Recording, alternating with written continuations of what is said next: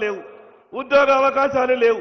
30 సంవత్సరాలుగా మూతబడినటువంటి సిమెంట్ ఫ్యాక్టరీని నేను గౌరవ ఎంపీ గారు మొన్ననే ఢిల్లీ పెద్దలతోనే మాట్లాడినాం. రాష్ట్ర ప్రభుత్వం పూర్తిగా సహకారం చేయడానికి సిద్ధంగా ఉంది. ఆ యొక్క ఫ్యాక్టరీని రాష్ట్ర ప్రభుత్వానికి అప్పగిస్తే పీపీపీ మోడ్లో మేము అక్కడ ప్రారంభిస్తామనంటే ఢిల్లీలోని కూడా పెద్దలు కూడా పాజిటివ్గా మాట్లాడారు. కాబట్టి ఆ యొక్క సీసీఐని పునఃప్రారంభించే విధంగా మీ సహకారం కావాలని ఈ సందర్భంగా మీకు విజ్ఞప్తి చేస్తా ఉన్నాను. ఇక మొన్న 10 ఏళ్ళు ఈ రాష్ట్రాన్ని పాలించినటువంటి కొందరు ఏం చేస్తున్నాడు ఈ రాష్ట్ర ముఖ్యమంత్రి? ఆదిలాబాద్ ఎమ్మెల్యే పదే పోయి కలుస్తాడు. ఈ రాష్ట్ర ముఖ్యమంత్రి గారికి ఈ ఎమ్మెల్యేకి ఏమైనా లారుచి ఉన్నదని అన్నాడు. నేను 10 ఏళ్ళు ఈ రాష్ట్రాన్ని పాలించినటువంటి సన్నాసులకు చెప్పదలుచుకున్నా. ఈ ఆదిలాబాద్ నియోజకవర్గ ప్రజల అవసరాల కొరకు పోతున్నా. ఈ ఆదిలాబాద్కు గొప్ప మనసుతో సహాయం చేయాలనే ఆలోచన ఉన్నటువంటి రాష్ట్ర ముఖ్యమంత్రి గారికి కలవడానికి వెళ్తున్నా. ఈ రాష్ట్రాన్ని 10 ఏళ్ళు పాలించిన టీఆర్ఎస్ పార్టీ ఢిల్లీ నుండి ఇక్కడ ఎయిర్పోర్టు మంజూరు చేస్తామని ఆనాటి రక్షణ శాఖ మంత్రి నిర్మలా సీతారామన్ గారు 4 ఉత్తరాలు రాసినా ఈ కేసీఆర్ స్పందించలేదు. ఈ రోజు గొప్ప మనసుతో ఆదిలాబాద్కు ఎయిర్పోర్టు ఒక మాట చెప్పగానే ముందుకొచ్చినటువంటి ముఖ్యమంత్రి గారికి గౌరవప్రదంగా అనేక సందర్భాల్లో కలిసే ప్రయత్నం చేస్తా ఉన్నాను. శాతగానటువంటి ఆ సన్నాసులు మాట్లాడేటటువంటి మాటలకు ఈ రోజు గౌరవ ముఖ్యమంత్రి గారు దేశ ప్రధానమంత్రి గారి దగ్గరికి ఏ రకంగానైతే తెలంగాణ రాష్ట్ర అవసరాల కొరకు వెళ్తున్నాడో నేను కూడా నా నియోజకవర్గ ప్రజల అవసరాల కొరకు వెళ్తున్నా. అన్నా మీకు ఒక్క మాట చెప్పదలుచుకున్నా. సరిగ్గా 13 ఏళ్ల క్రితం ఆదిలాబాద్లో పాయల్ శంకర్ని ఎమ్మెల్యేగా గెలిపించండి మీరు ఆ రోజు నా కొరకు మాట్లాడినటువంటి మాటని ఈ రోజు నేను గెలిచిన నా ఆదిలాబాద్ నియోజకవర్గ ప్రజలను అభివృద్ధి చేసి గెలిపించాల్సిందిగా మీకు సవినయంగా మనవి చేస్తా ఉన్నాను. మరి అదేవిధంగా కోట చెనాక అనే ప్రాజెక్టు దాదాపు 95% పూర్తయిపోయింది. కేవలం కొంత భూసేకరణ చేస్తే దాదాపు 60,000 ఎకరాలకు సంబంధించినటువంటి ఆయకట్టు. వాస్తవంగా మిమ్మల్ని ఆ ప్రాజెక్టు ప్రారంభోత్సవానికే రమ్మన్నా, కానీ ఎన్నికల కోడ్ ఉన్న సందర్భంగా అది వీలు కాలేదు. కాబట్టి ఆ యొక్క ఆయకట్టు మిగతా భూసేకరణ నిధులు వెంటనే విడుదల చేయాల్సిందిగా మీకు సవినయంగా విజ్ఞప్తి చేస్తా ఉన్నాను. మరి అదేవిధంగా ఆదిలాబాద్ పట్టణంలో కొమరం భీం అనే పూర్తిగా ఆదివాసుల కాలనీ 20 సంవత్సరాల నుంచి గుడిసెలేసుకొని ఉన్నారు. అది ప్రభుత్వ భూమి. దాదాపు 2,000 కుటుంబాలు ఉన్నాయి. వాళ్లకు వెంటనే పట్టాలిచ్చి ఆదుకోవాల్సిందిగా మీకు విజ్ఞప్తి చేస్తా ఉన్నాను. నా నియోజకవర్గంలో 2 గొప్ప చరిత్ర గల ఆలయాలున్నాయి. ఒకటి జైనత్ లక్ష్మీనారాయణ స్వామి ఆలయం, మరొకటి బైరాన్ దేవ్ శివుని ఆలయం బేలా మండలంలో సదల్పూర్లో. ఈ 2 ఆలయాలకు ప్రత్యేకమైన నిధులిచ్చి ఆదుకోవాల్సిందిగా. మరి అదేవిధంగా రైతులు పడుతున్నటువంటి సమస్య, కేంద్ర ప్రభుత్వం ఇచ్చినటువంటి 25% కోటాని పూర్తి చెందిన సోయాబీన్ కొనుగోలు ఆపేసిండ్రు.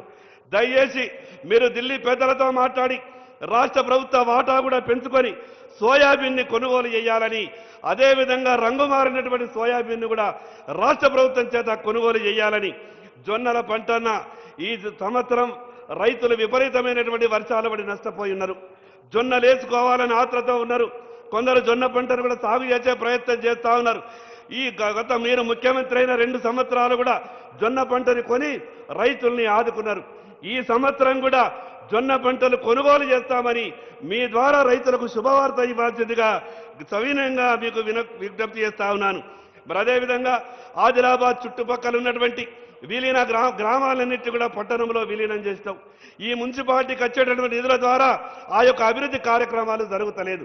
విలీన గ్రామాలకు ప్రత్యేకమైన నిధులిచ్చి ఈ నియోజకవర్గాన్ని ఆదుకోవాల్సిందిగా మీకు సవినయంగా విజ్ఞప్తి చేస్తా ఉన్నాను.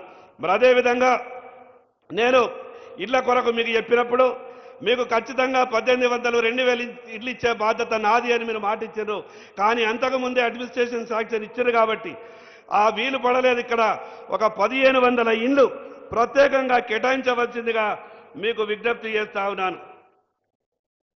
రాష్ట్రం నేను అనుకున్నా అసెంబ్లీలో పోయిన తర్వాత నాకు ముఖ్యమంత్రి గారితో ఉన్నటువంటి పాత పరిచయం వల్ల ఏది అడిగినా కూడా నా నియోజకవర్గానికి తెచ్చుకోవచ్చన్న గొప్ప నమ్మకంతో వెళ్ళిన.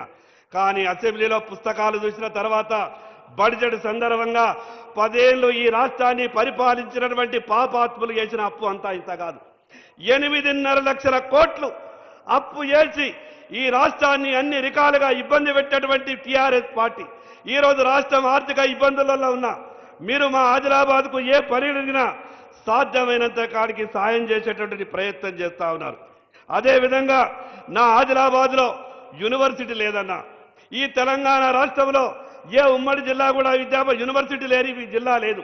కానీ నా ఆదిలాబాద్లో యూనివర్సిటీ లేని కారణంగా అనేకమైనటువంటి ఇబ్బందులు వస్తున్నాయి. కాబట్టి బేలాలో జూనియర్ కాలేజ్, అదేవిధంగా డిగ్రీ కాలేజ్, బోరద్లో జూనియర్ కాలేజ్, ఆదిలాబాద్లో యూనివర్సిటీ మంజూరు ఇవ్వాల్సిందిగా మీకు సవినయంగా విజ్ఞప్తి చేస్తా ఉన్నాను. నా ఆదిలాబాద్ సంస్థలని కూడా విజ్ఞాపన పత్రంలో మీకు ఇస్తానన్న నాకు ఒక నమ్మకం, విశ్వాసం ఉన్నది. నేను ఎక్కడికి వెళ్ళినా కూడా ఏ విషయం అడిగినా కూడా ముఖ్యమంత్రి గారిది ఎంత గొప్ప మనసు అంటే, నిన్న నేను ఒక రివ్యూలో అందరూ రావాలని కోరుకున్నా.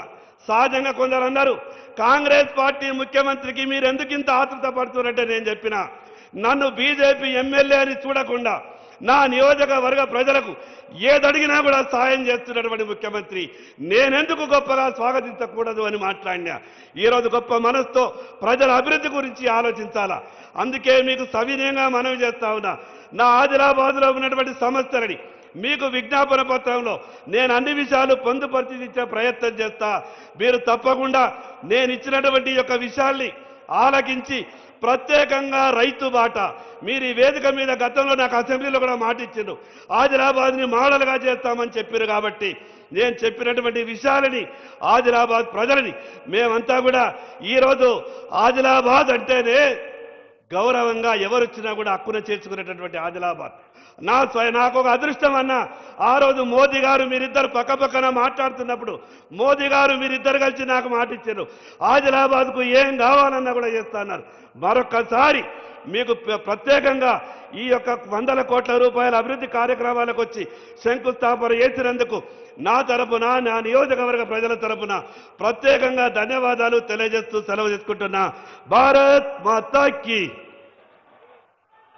గౌరవ స్థానిక శాసనసభ్యులు సభాధ్యక్షుల సందేశానికి ధన్యవాదాలతో గౌరవ పార్లమెంట్ సభ్యులు జి నగేష్ గారి శుభాకాంక్ష.